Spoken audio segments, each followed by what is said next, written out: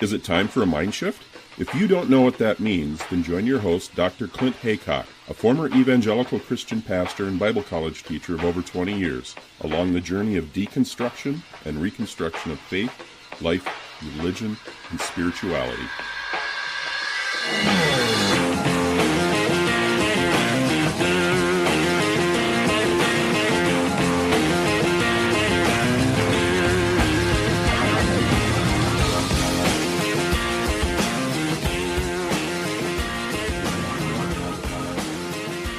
I'm speaking today with Dr. John Fea, author, teacher, and speaker.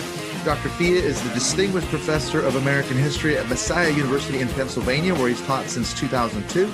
He runs a blog called The Way of Improvement Leads Home. He's written numerous books and articles for academic journals, but perhaps most importantly for the purposes of this discussion are two of his books I'd like to focus on. His 2011 book was America Founded as a Christian Nation, A Historical Introduction, and his most recent 2018 work, Believe Me, The Evangelical Road to Donald Trump. So welcome, Dr. Fea, to Mindshift Podcast. Hey, thanks for having me. We were just saying before we hit record that we've got a lot of mutual friends in all the stuff I've been covering on dominion theology, Christian Reconstructionism, the Christian right. So this is kind of in your wheelhouse, isn't it? It is.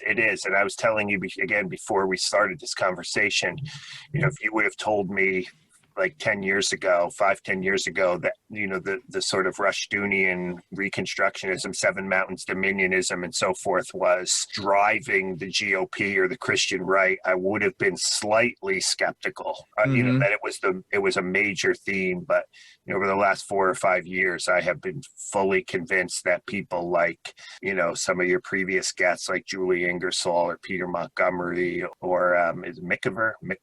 Yeah, Michael McVicker. Yeah, he wrote a great book on Rushduni. Yeah, have really put their finger on some things that you're really seeing being manifested here in the age of Trump. So what changed, though? Because obviously you're a historian, so you have done a lot of work on the founding of America as supposedly a Christian nation and all that, which I'm sure we'll get into. But as we know, this, in terms of the Christian right, this has been a long, long project. Yeah. So it didn't just suddenly pop up 4 years ago when Trump came on the scene. Yeah. What changed for you in terms of, you say you became a believer? That was the lights came on.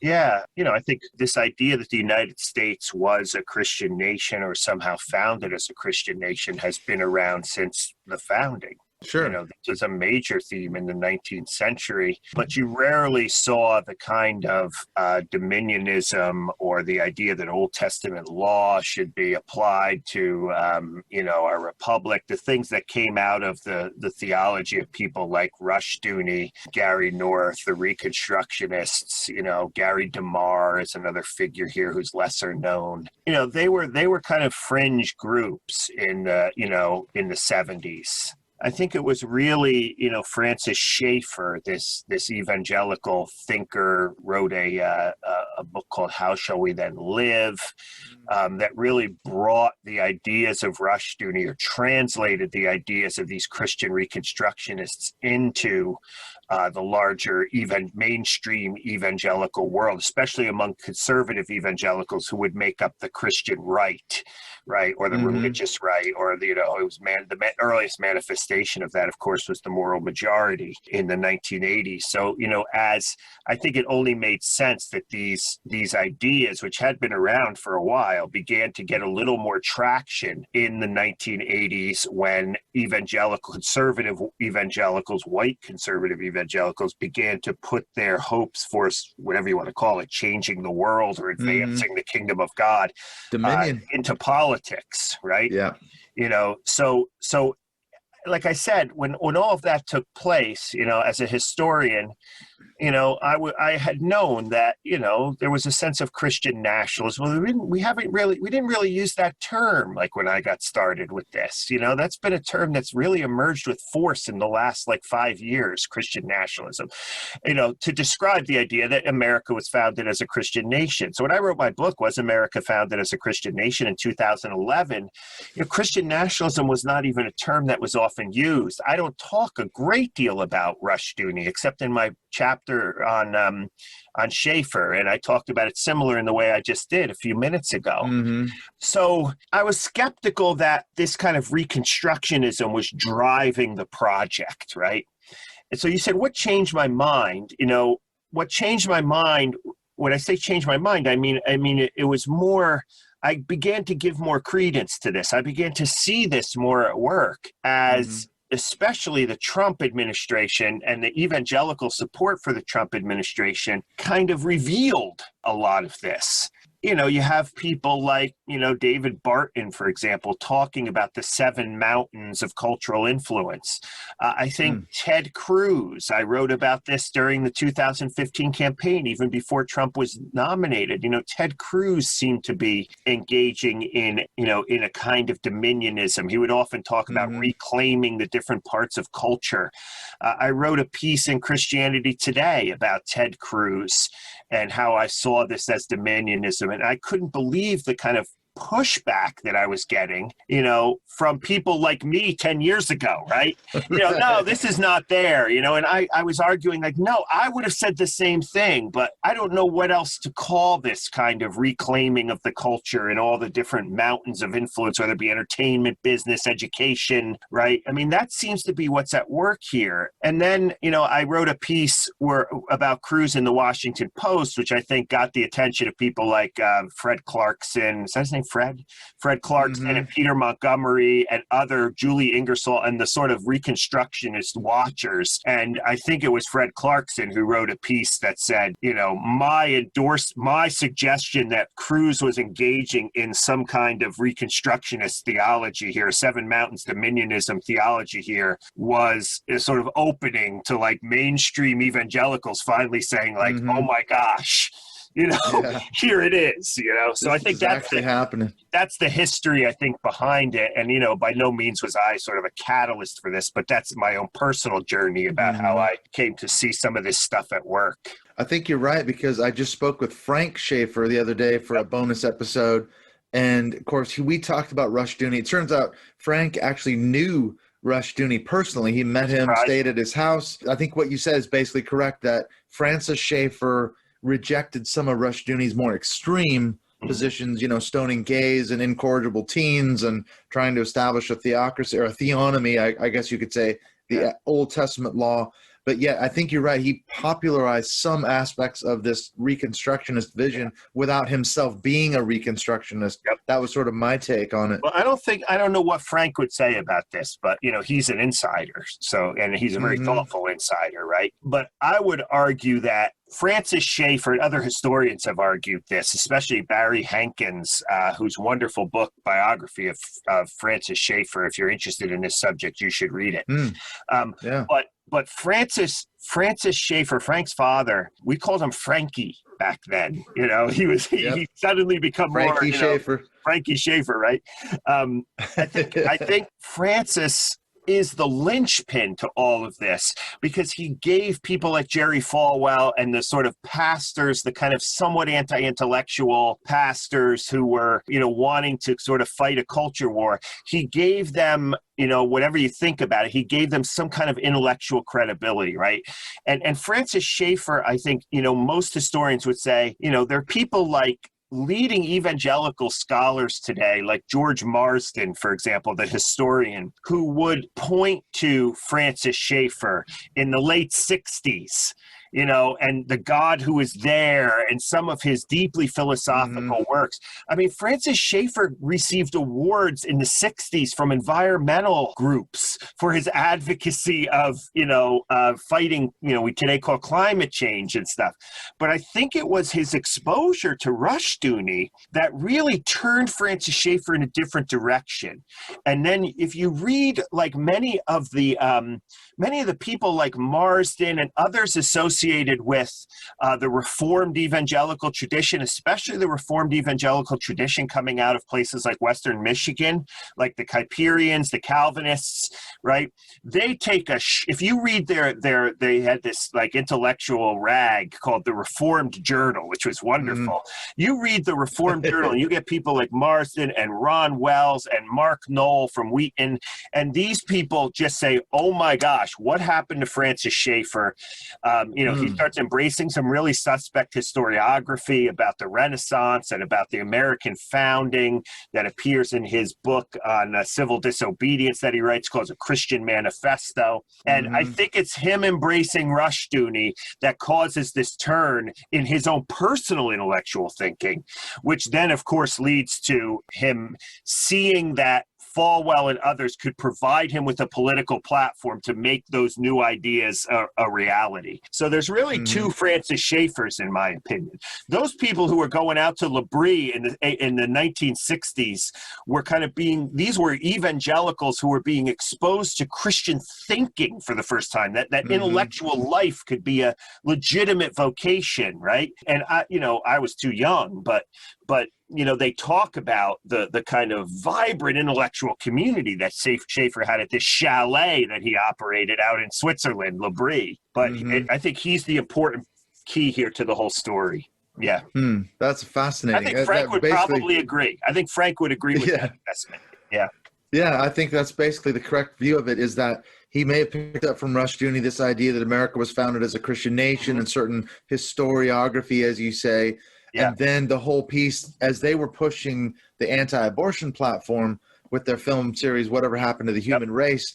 And this is what a lot of the stuff Frank and I talked about, where it relates to the confirmation of Amy Coney Barrett, because this is the logical outcome of decades now of dominionist, reconstructionist thinking, to work so hard to put a person like her on the Supreme Court with the specific aim to overturn Roe versus Wade. And that is the political, one of the big political agendas that the Christian right has been working on for decades. Where did that come from? This is the piece right here, isn't it? Yeah, I think to an extent, I think you're right. The idea of overturning Roe versus Wade, though, is a deeply flawed approach if you care about ending and reducing abortions, right? But it is the approach that much of the Christian right adopted from a Rushdoonian informed Schaeffer, right? And Schaeffer saw this as, it's all about kind of power.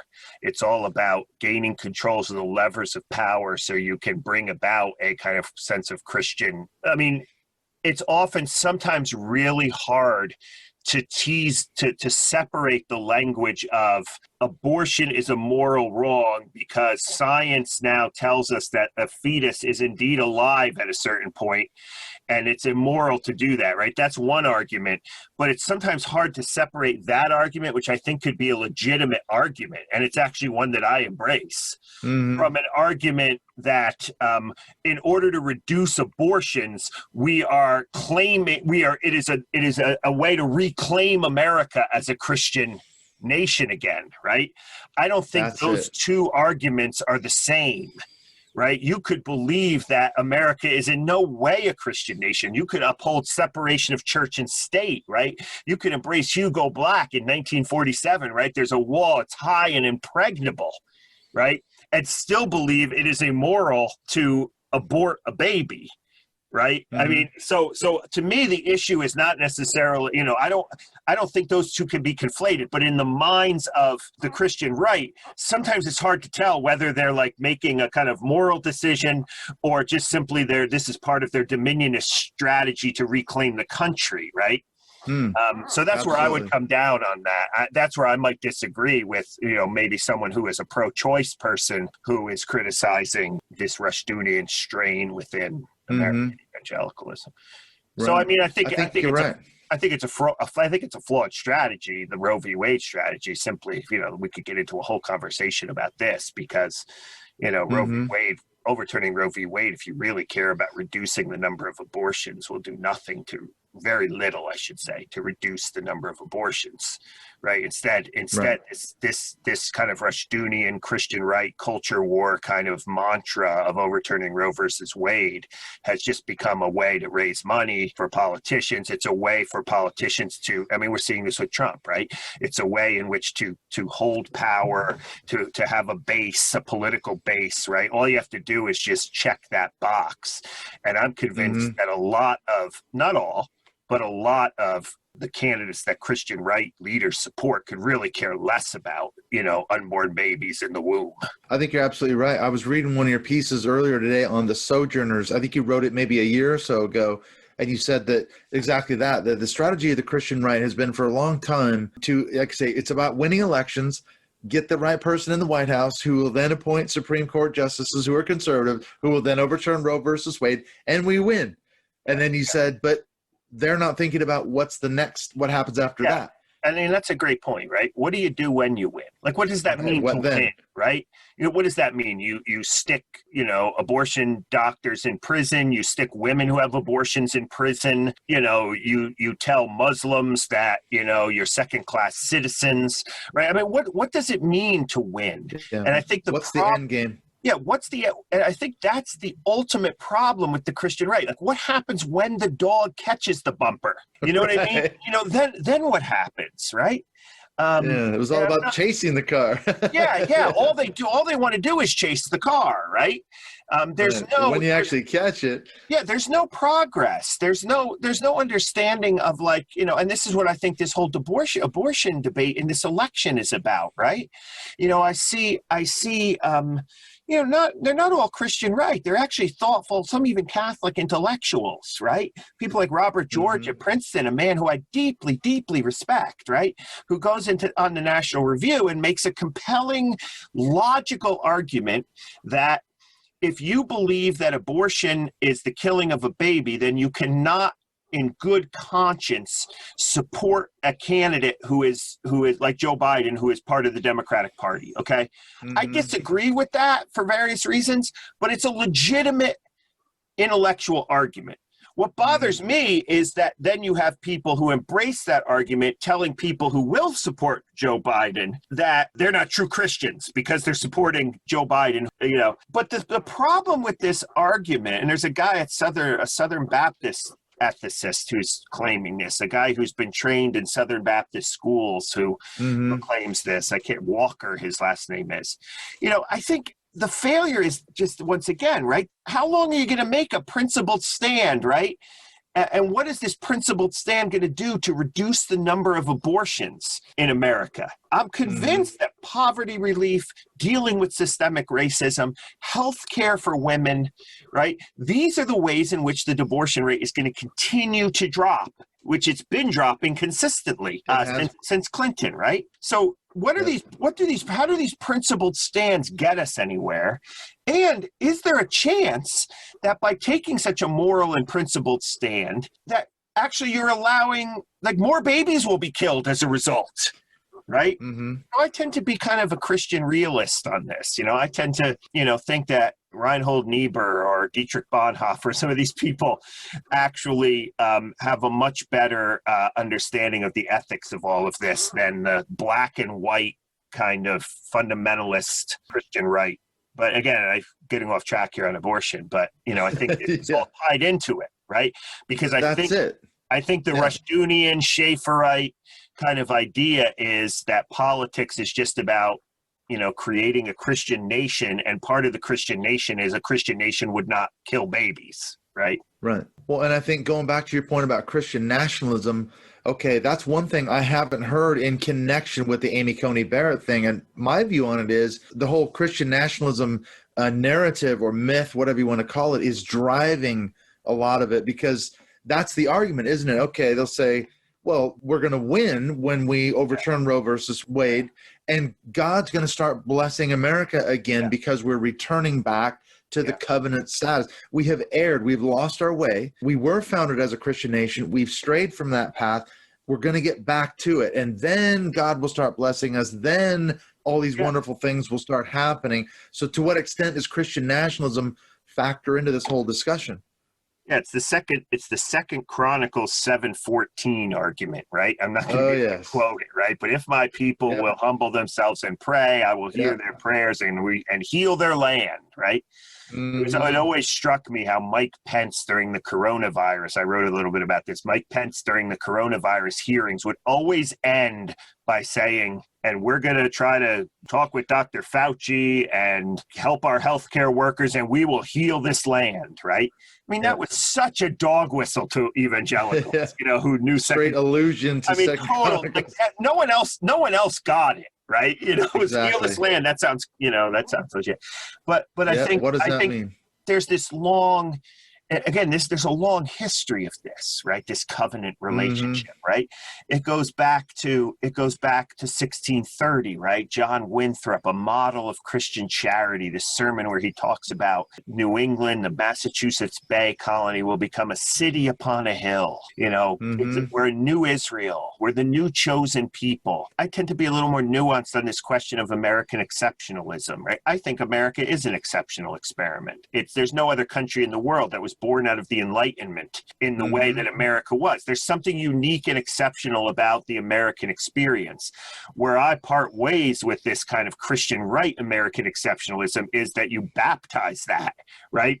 You say, sanctify it, right? You say, well, God has made us exceptional and we are new Israel. And that Massachusetts Bay 17th century John Winthrop idea, historians and literary critics and stuff have shown has pervaded our culture for the last 300 years, 400 years now, right? 1630, where we have come to believe ourselves as part of this special covenant, that we are unique, that we are exceptional in this kind of godly way. So I think the way in which, you put it exactly right, Clint. God will bless us if we get the Supreme Court right, and if we put Amy Coney Barrett there, this will be another example of, Roe versus Wade will be overturned and God will bless us. I'm not quite sure what happens when the abortion rate does not go down, which is very possible after you overturn Roe versus Wade. I'm not really sure what happens when abortion rates go up in places like New York and California, as many people drive to New York and California to get abortions because they can't get one in their own state, right? I mean, will God be displeased then? And if he is, then what happened to your political agenda, right? The Christian right, and again, you alluded to this, people think the Christian right is a religious movement or some kind of spiritual movement. It is a political movement formed by kind of very erroneous theological claims rooted in dominionism and these other things, right? I mean, the whole point of any political movement is to obtain power.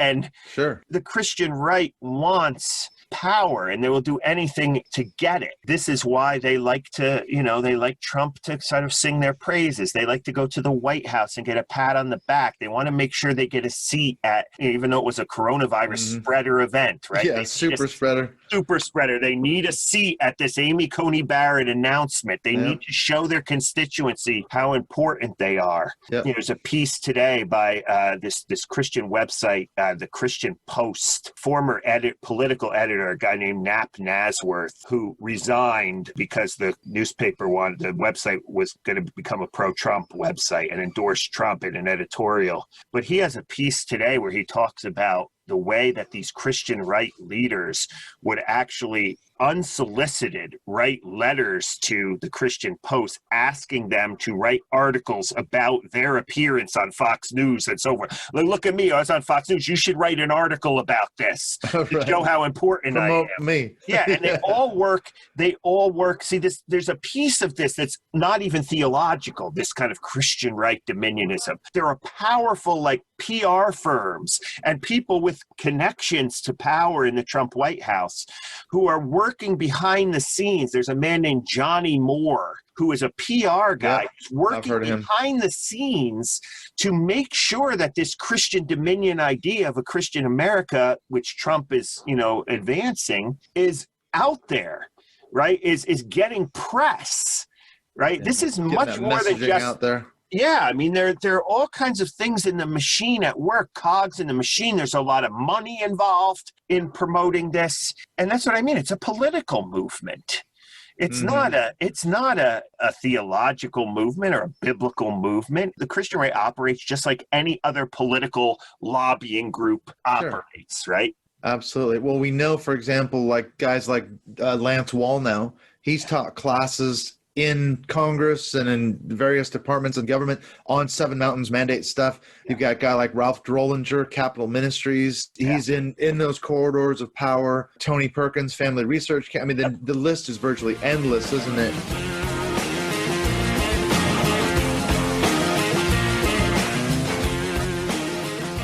We'll come right back with the second half of my conversation with Dr. John Fea in just a few minutes. This is really interesting because I'm thinking that Dr. John Fea, he's the first evangelical that I've spoken to in a long, long time. And in fact, in the second half, we're going to get into some of his own beliefs as an evangelical, one of the very few prominent voices who's speaking out against what he calls the court evangelicals, those evangelical leaders that are prominently supportive of Donald Trump and have been going back as far as 2015, early 2016, early on in Trump's candidacy, and their resolve has only hardened, most of them, over the last 4 years. And so what's going to happen in this upcoming election, which as I'm doing this recording, is just in a few days. This is the end of October as I'm doing this now. And so what's going to happen? What's going to happen to the evangelical church? And this is a question, this is a concern that Dr. John Fea has. And if you read a lot of his writings, this is what he talks about. He's concerned about the state of the church moving forward, something in my case where I've given up on that, but we have an interesting discussion about that again in a few minutes. But before we get back into the chat, I wanted to give you a quick heads up as to the next episode that's going to drop here on Mindshift Podcast. I've had a really fantastic conversation with returning guest Andrew Jasko, and we're talking about religious trauma syndrome, and we're talking about the subject of a recent article that he wrote on how God is a fascist and how that relates not only to evangelical theology, but also to the Trump support. And it's really kind of changed my focus in the last couple of months here when I came across that article by Andrew. And so we talked about this whole thing about religious trauma syndrome and how it relates. So if you're a person who's come out of religion, out of a cult, this episode I think you're going to find is very, very helpful. Andrew has a lot of really clear points on what is trauma, what is religious trauma, how can you heal from it, what are some of the resources available to you. If you've been listening to this show for a while, you know that I've talked about RTS with other experts in the field. I talked to Dr. Marlene Winnell last year. I've talked with Janice Selby from Canada, and also Laura Anderson, who's a therapist in the States. So this is something that I myself have been working through, coming out of my own background and a fundamentalist cult as a child, growing up in very, very fundamentalist evangelical religion, Christianity in my case, but this is something that's near and dear to my heart. So that conversation was helpful to me personally, so I think you're going to find that beneficial as well. Just wanted to say, too, that if you want to support the show on Patreon, that gives you access to some fantastic resources, one of which is the Mindshift Podcast Zoom calls that we do every month. And in fact, as I'm doing this recording, I'm looking forward to tomorrow, which would be the 25th of October. We're going to have Paul Kivel dropping in as our guest this month. We're going to be talking about his work on Christian hegemony. And then in the month of November, we actually have 2 Zoom calls scheduled. We've got Peter Montgomery on the 8th of November from the Right Wing Watch. And then on the 22nd of November, we have Sam Perry and Andrew Whitehead dropping in to talk about their book, Taking America Back for God. And I think I have booked Frank Schaeffer to come in early December, maybe the first or second weekend of December before the holidays hit. So I'm super excited about getting to talk to Frank again and letting him interact with the really great people that are in the group on Facebook. So if that's something of interest to you, you can look at the show notes. The link to the Patreon page is in there. All right, let's get on back into the second half of this chat with Dr. John Fea as we start to explore his own basis in evangelicalism and why he, as a Christian, is speaking out in this era of Trump's court evangelicals and the history of the Christian right. Why does it matter, especially to him as an evangelical and as a historian?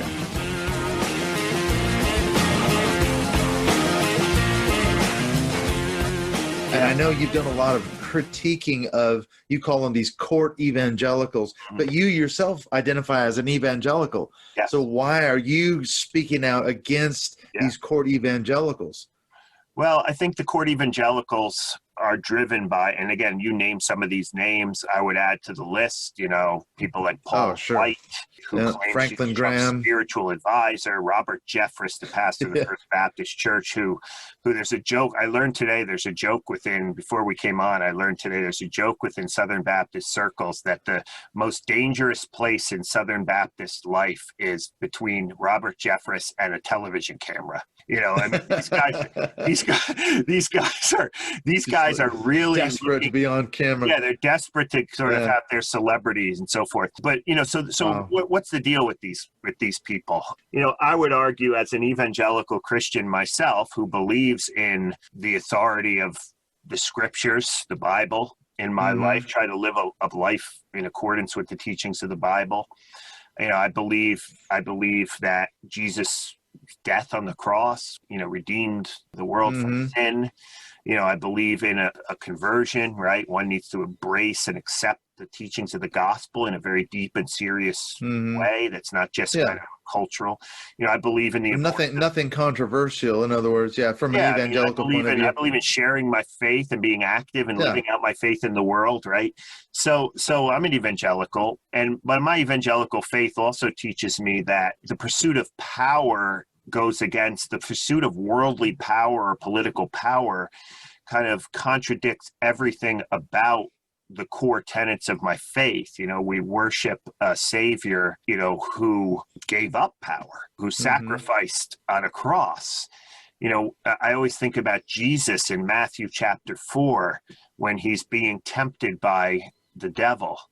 And the devil says to him, I will give you all the kingdoms and the power of this world if you will just bow down to me. And Jesus, of course, said, right, well, let me think about that. If you can get me like 3 Supreme Court justices, I might take your offer. No. We got a deal.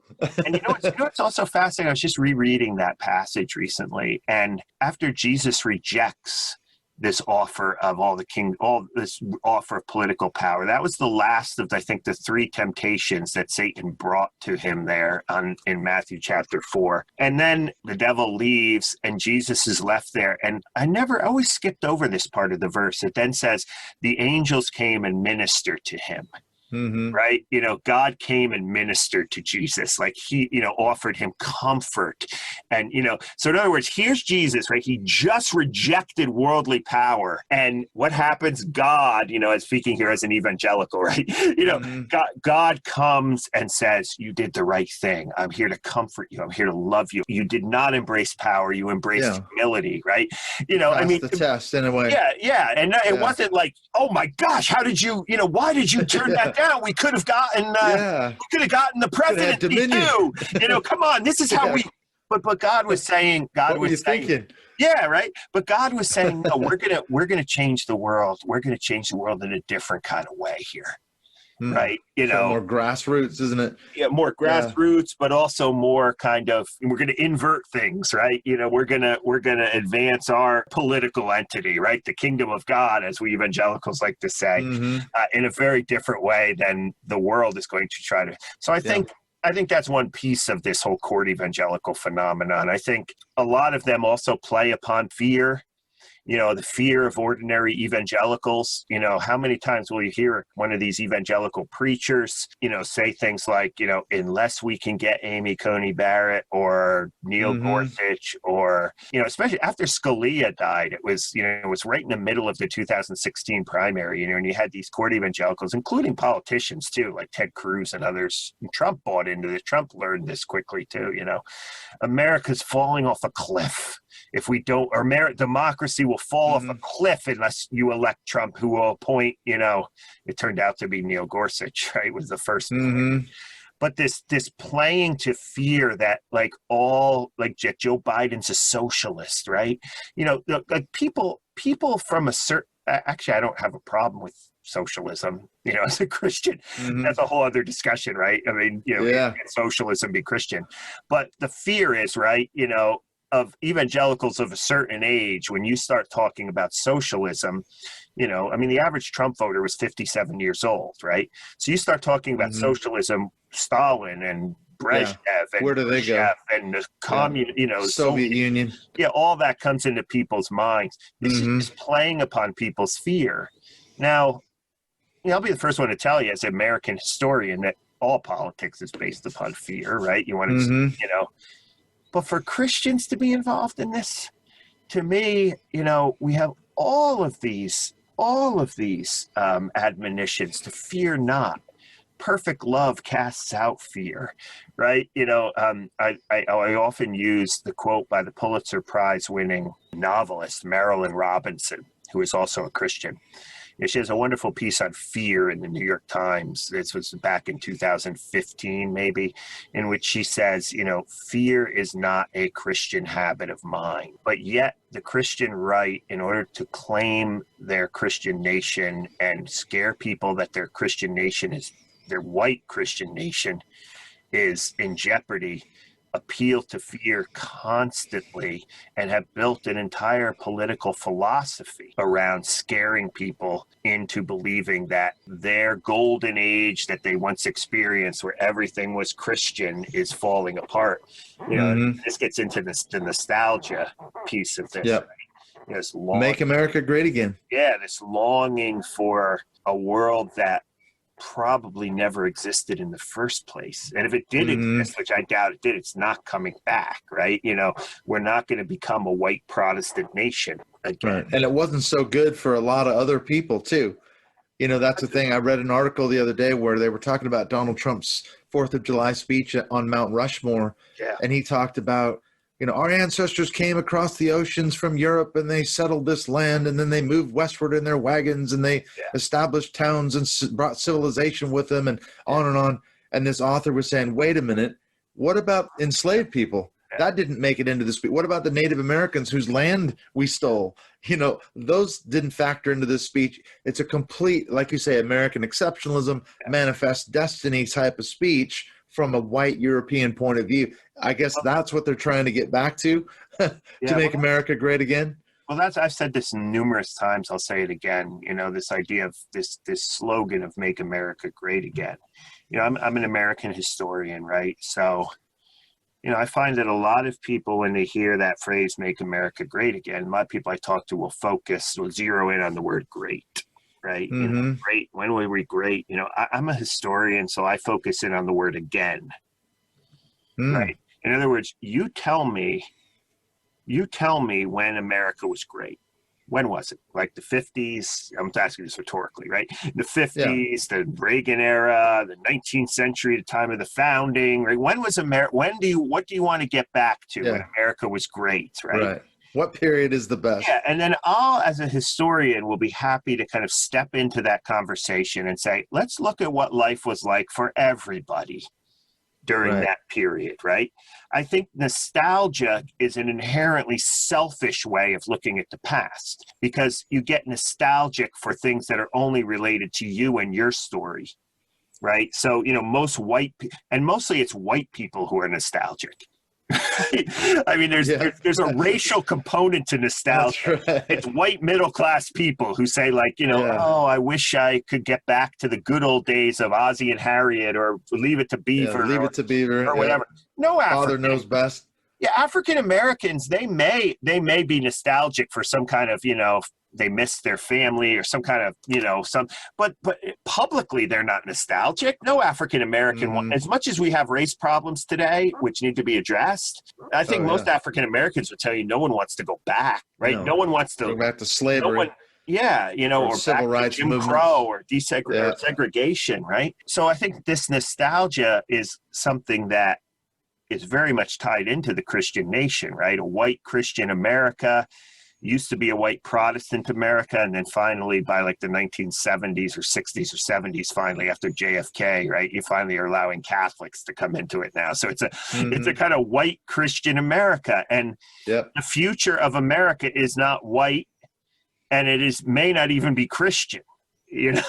So this creates to try to understand the Trump voter, this creates a lot of anxiety and fear and concern, right? Everything is changing. And when things are changing in this way, you start tapping into ideologies to kind of reclaim what's being lost, even though it's not reclaimable anymore. And you also turn to political strongmen who will promise to bring everything back. And I think white evangelicals are particularly to blame for all of this, simply because everything about their faith tells them that this is not right, this kind of fear monger. So you have like white evangelicals who will find their highest allegiance to their Christian nation, the United States, Christian nation as they define it, right? To the United States, as opposed to having their highest allegiance to, say, a immigrant from Central America who is a deeply Christian person and will one day, as evangelicals would say, one day see you in heaven. They'll see each other in heaven. They share the same faith. They're brothers and sisters in Christ, as evangelicals like to put it. But yet, they must be turned away, and their alliance is more to their nation than to their fellow members of the kingdom of God. That's a problem, right? And I think this is where this Rushdunian Christian nationalism that, you know, you're an expert on kind of comes in here, right? And it divides Christians because nationalism becomes the thing and nationalism is often tied to, in this case, kind of racial differences too, or ethnic differences. Absolutely. In fact, you just articulated almost word for word what Frank Schaeffer said at the end of our podcast the other day. He said exactly that. Of all the people that Americans should be welcoming, American Christians, it's the people from Mexico and South America, because most of them are either Catholic or Pentecostals. And so he says, you know, the guy that far right militia shot at the river swimming across into Texas or wherever was probably a pastor of a church from South America. He should be welcoming these people. And in fact, if they want numbers for their evangelical churches, the Latino population is one of the fastest growing evangelical populations in America. So why are we turning them away? It's got to have something to do with race and the fact that they happen to be brown people, people of color. So it gives a lie to that whole thing, doesn't it? I think that's exactly right. You know, and I think that's from a perspective of what Trumpism is doing to the church. I think this is the biggest issue, right? We are seeing the kind of dark side of evangelicalism in America, because evangelicalism has been so held captive by the GOP and by Christian nationalism and by this reconstructionism that you're talking about, right? The movement as a religion, the churches have been so held captive by this that they can no longer distinguish between brothers and sisters in the kingdom. They'd rather make peace with an atheist who believes we should overturn abortion than with a fellow Christian. They would be willing perhaps to make peace with some kind of militia group who wants to kill the governor of Michigan than they would with Christian immigrants, you know, trying to get into the country. That's probably a little extreme right there, but it illustrates the principle. Yeah. It's essentially what's happened. And I think it's fascinating to me to read your work because, as you say, as an evangelical, I think you've still got this project to save something of what you think Christianity or evangelicalism, whatever it is, should be salvaged. So I think that's absolutely fascinating. I mean, I'd happen to think, well, I walked away from the whole thing. Basically, the Trump evangelical vote was the last straw for me. I was already deconstructing and having a lot of issues. But when I saw that, and now over the last 4 years, I'm like, no, I'm not doing it anymore. And I don't blame you. You know, there's a lot of people I would not, you know, I don't know you, Clint. We just met today, right? But you know, I would want to encourage you to. I hope that you're still clinging to some kind of faith, right? But let's not get into that. But I don't blame people for leaving evangelicalism, you know, and I'm not sure. I'll be honest with you. I'm not sure how much longer I can continue to claim that label. I cling to it. Yeah. I cling to it because at its core, evangelical means the good news of the gospel. And at this point, I'm still saying to myself, like, you know, and it could be a losing battle. And maybe, as a matter of fact, the closer we get to the election, so forth, the more I realize it could be a losing battle. But there's still something within me, the evangelical movement, as a 16-year-old kid who converted to it and had his life changed, my life, you know, we talk about the anti-intellectualism of evangelicalism. For me, as a kind of working class kid, first generation college student, it was the evangelicals that like taught me how to read and how to engage with the text and how to think and how to and I know a lot of people can't say that, right? But for me, the evangelical movement took me in a direction where I was ultimately able to critique it. But if I hadn't become an evangelical, so I still, there's a lot of autobiography, a lot of biography and all of that too. And so, everybody's different and everybody's unique, but I'm still willing, at least for the moment, to kind of fight for that label and not allow people like the court evangelicals or the Trumpists to sort of reclaim it. But again, I'm not sure how much longer I can do that. If if you see like in a month, I'm like writing a post somewhere about saying I'm done. Don't be surprised. I've had enough. Don't be surprised. Yeah, we'll see what happens in November. I'm hoping that if the numbers are up around 81% again, I'm not sure how I'll respond yet. I know. I hear you. Well, I know you have another appointment in a few minutes, and you said you wanted to go get yourself a cup of coffee before the next chat, so I won't keep you too long, but I would love to chat with you again if you have time, maybe down the road after the election or next year if you have a little bit of time. There's a lot of stuff I wanted to get into with you, but we are running out of time, and you've got to go get a drink before your next chat. So my next meeting is with one of my students. So, hey, I appreciate it. I'd love to come back anytime. Absolutely. Just a quick one then. How can people get a hold of you? What's the best place to find your work? Sure. I blog at a blog called The Way of Improvement Leads Home. That's www.thewayofimprovementoneword.com. But the easiest way is just to Google my name, and it'll be the first or second hit. I blog every single day, multiple posts a day. I'm committed to that venue, mostly things at the intersection of American history, religion, politics. So we get about 10, 12,000 readers a day. So join our community. On Facebook too, I have an authors page, and at Twitter, it's at John Fea 1. All right. Thank you so much. And I will talk to you again. Okay.